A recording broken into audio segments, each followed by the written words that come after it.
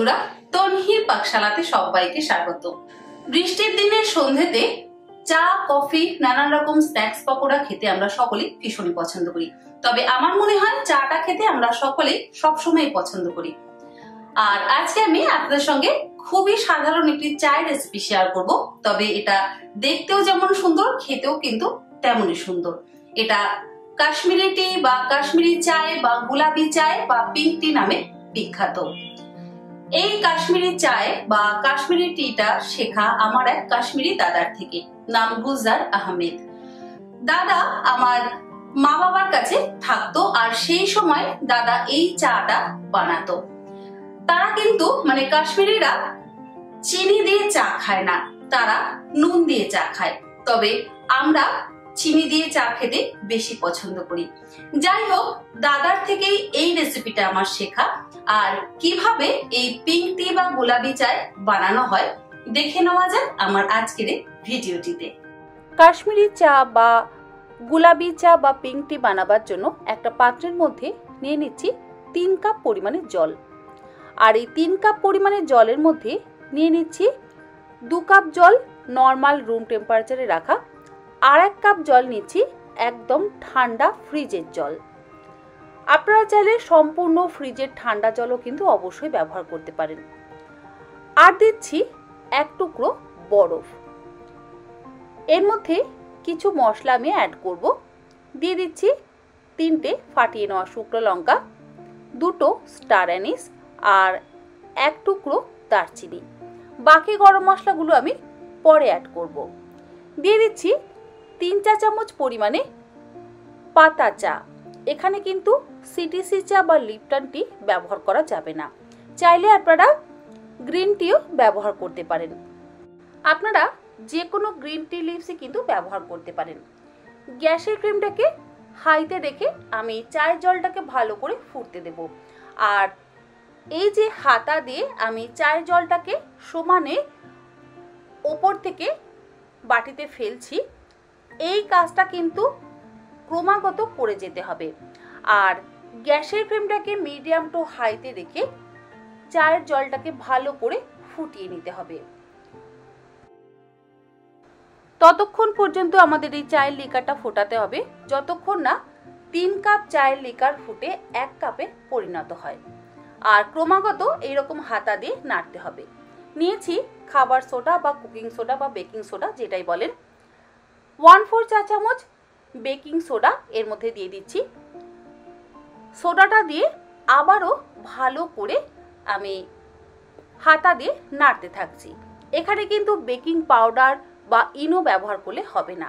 দিয়ে দিচ্ছি 1/2 চা চামচ পরিমাণে লবণ।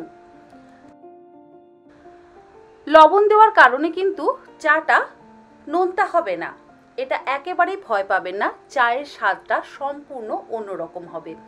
আর সোডা লবণ দুটো একসাথে মিলে একটা খুব সুন্দর রং তৈরি হবে। দেখুন আমি ক্রমাগত এই চায়ের লিকারটা কিন্তু হাতা দিয়ে নেড়ে যাচ্ছি। এই চায়ের লিকারটা পারফেক্ট তৈরি করবার জন্য হাতা দিয়ে এইভাবে ওপর থেকে নিচে ফেলাটা অত্যন্ত জরুরি। আমরা যেমন চিনি দিয়ে চা খেতে পছন্দ করি, কাশ্মীরিরা কিন্তু বেশিরভাগ নুন দিয়ে চা খেতে বা লবণ দিয়ে চা খেতে পছন্দ করে। চায়ের লিকারটা যখন আমার 1 কাপ হয়ে গেল, তখন আমি এর মধ্যে দিয়ে দিচ্ছি 2 কাপ পরিমাণে একদম বরফ ঠান্ডা জল। 1 কাপ চায়ের লিকার হওয়ার পর 2 কাপ পরিমাণে বরফ ঠান্ডা জল দিয়ে আবারও গ্যাসের ফ্লেমটাকে হাইতে দিয়ে ক্রমাগত একই রকমভাবে নাড়তে হবে।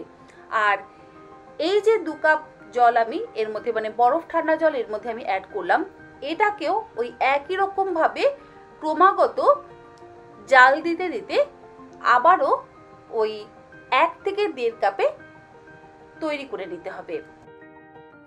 দেখুন ঠান্ডা জল দেওয়ার পরই কালারটা আরও লালচে হয়ে আসছে। যত মিডিয়াম ফ্লেমে ধীরে ধীরে ফোটানো হবে তত কিন্তু চায়ের লিকারের রংটা পরিবর্তন হতে থাকবে। আর সমানে এইভাবে হাতা দিয়ে কিন্তু নাড়তে হবে। যে বাকি গরম মশলাটা ছিল দারচিনি, স্টার অ্যানিস আর ছোট এলাচটা ছিল, সেটাও আমি এর মধ্যে দিয়ে দিলাম। আর এই মশলা দেওয়ার কারণে চায়ে খুব সুন্দর কিন্তু একটা গন্ধ হয়। এবার আবারও এই 3 কাপ চায়ের লিকার ফুটিয়ে আমি 1.5 কাপ মতন করে নেব।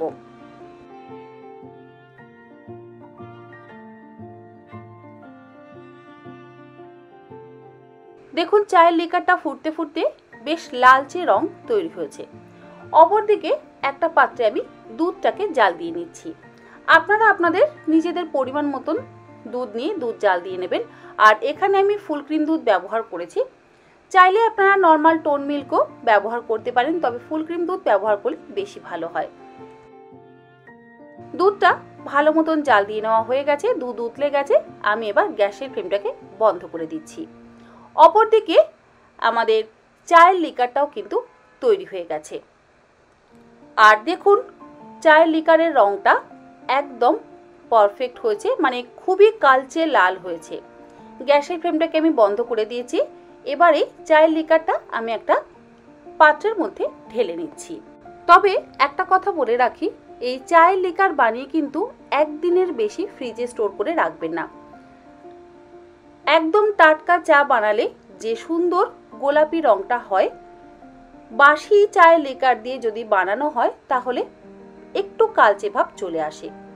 2 কাপের মধ্যে আমি 2 চা চামচ পরিমাণে চিনি গুঁড়ো দিয়ে দিয়েছি।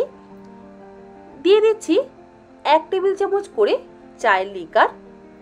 তারপর এর মধ্যে দিয়ে দিচ্ছি গরম দুধ। দেখুন কত সুন্দর গোলাপি রং তৈরি হচ্ছে। তৈরি হয়ে গেছে কাশ্মীরি চা বা গোলাপি চা বা পিঙ্ক টি।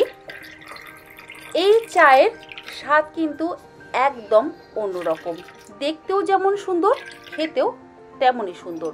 আমি আরেকটু চায়ের লিকার দিয়েছি, ভালো করে তারপর মিশিয়ে নিচ্ছি। ওপর থেকে দিয়ে দিচ্ছি একটু পেস্তা কুচি আর বাদাম কুচি। তৈরি হয়ে গেল কাশ্মীরি চা বা পিঙ্ক টি বা গোলাপি চা। আমার আজকের এই কাশ্মীরি চায়ের রেসিপি আপনাদের কাছে কেমন লাগলো অবশ্যই জানাবেন। যদি ভালো লেগে থাকে তাহলে আপনারাও বাড়িতে এই রকম ভাবে একবার ট্রাই করে দেখতে পারেন। আশা করি আপনাদের সকলেরই ভীষণ ভালো লাগবে। আজকের মতো এই পর্যন্ত, আবার হাজির হয়ে যাব নতুন কোনো রেসিপি নিয়ে। ভালো থাকবেন, সুস্থ থাকবেন, ধন্যবাদ।